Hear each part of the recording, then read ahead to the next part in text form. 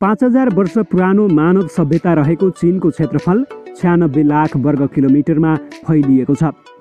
विभिन्न हिसाबले निकै विकसित मानिएको चीनले पछिल्लो पटक पश्चिमा राष्ट्रहरूलाई कडा चुनौती दिँदै आइरहेको छ। आर्थिक हिसाबले होस् वा सैन्य हिसाबले चीन विश्वको शक्तिशाली राष्ट्रका रूपमा परिचित भइसकेको छ। चीनले बितेको एक दशकमा आश्चर्य लाग्दा कामहरू गरेर देखाउन सफल भएको छ। चीनले गरेको प्रगतिका कारण विश्वका केही विकसित देशहरू पनि आश्चर्यचकित परेका छन्। लगातार असम्भव कुरालाई सम्भव बनाउन सकिन्छ भन्ने सन्देश दिएको चीनले एकपछि अर्को गर्दै नयाँ नयाँ कामहरू गर्दै आइरहेको छ। पछिल्लो समय चीनले बनाएका केही यस्ता कुराहरू जो चीनमा मात्र देख्न सकिन्छ। चीनले उड्ने हाइपरसोनिक विमानको परीक्षणका लागि एक हाइपरसोनिक टनेल बनाइरहेको छ। यो टनेलमा विमानको परीक्षण 23,000 माइल प्रति घण्टा अर्थात् 37,012 किलोमिटर प्रति घण्टाको गतिमा हुनेछ। चाइनिज एकाडेमी अफ साइन्सेसका शोधकर्ता हान गुइलैले एक अनलाइन लेक्चरमा भनेका छन् JF-22 टनेलमा विमानको परीक्षण ध्वनिको गतिभन्दा 30 गुणा बढी रफ्तारमा हुनेछ।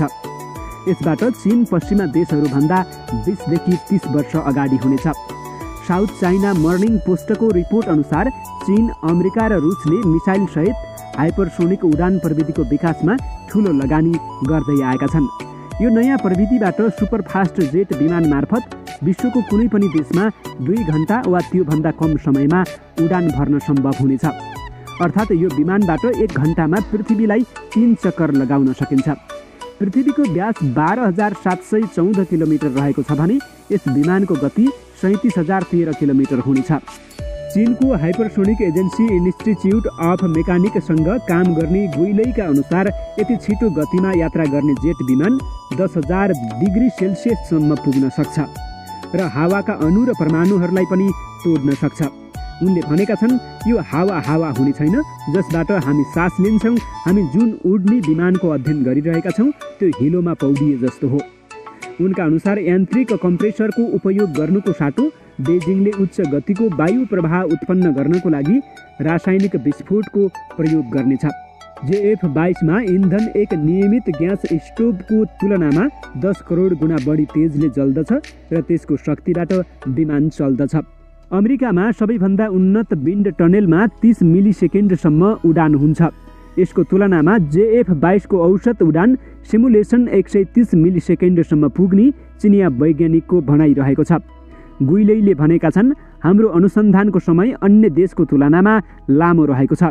त्यसैले यस विमानको मोडल उनीहरूको भन्दा ठूलो हुन सक्छ र अनुसन्धान पनि उनीहरूको भन्दा उन्नत हुनेछ। यसले विश्वमा चीनको अग्रणी स्थान निर्धारण गर्नेछ। चीनको रकेट कार्यक्रमका पिता भनिने कियान जुसेनले सन् 1946 मा पहिलो पटक हाइपरसोनिक शब्द उल्लेख गरेका थिए। उनको अनुसन्धानमा वायु प्रवाहको गति ध्वनिको तुलनामा 5 गुणा तेज पाइएको थियो। यो समाचार हामीले चिनिया ग्लोबल टाइम्सबाट लिएका हौं। चिनिया राष्ट्रपति सी जिनपिङले विश्वकै लामो सामुद्रिक पुल मेगा ब्रिजको उद्घाटन गरेका छन्। 55 किलोमिटर लामो पुलले हङकङ, मकाउ र चीन जोड्नेछ। 20 अर्ब डलरको लगानीमा 9 वर्ष लगाएर बनाइएको यो पुल बुधबारदेखि खुल्ला हुनेछ। यसले हङकङ, चीन र मकाउ बीचको व्यापारमा वृद्धि हुने तथा यात्रा सहज हुने आंकलन गरिएको छ। 8 रेक्टर स्केलको भूकम्प तथा सामुद्रिक आँधीलाई समेत झेल्न सक्ने क्षमताको यो पुल 4 लाख टन स्टिल प्रयोग गरेर निर्माण गरिएको हो। पुल निर्माणमा 14,000 मजदुर र 300 जहाज परिचालित थिए।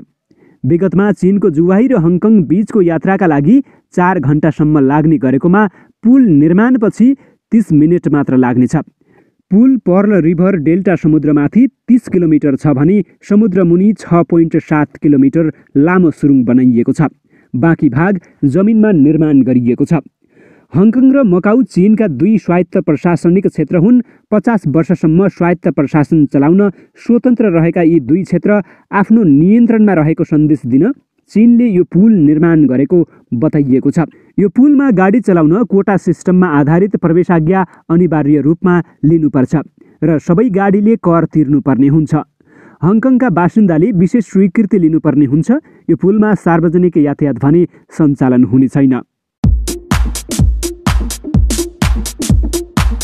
एक चिनिया कम्पनीले रातको आकाश उज्यालो पार्न चीनको आकाशमा एउटा फेक मुन अर्थात् नक्कली चन्द्रमा राख्ने महत्त्वकांक्षी योजना घोषणा गरेको छ।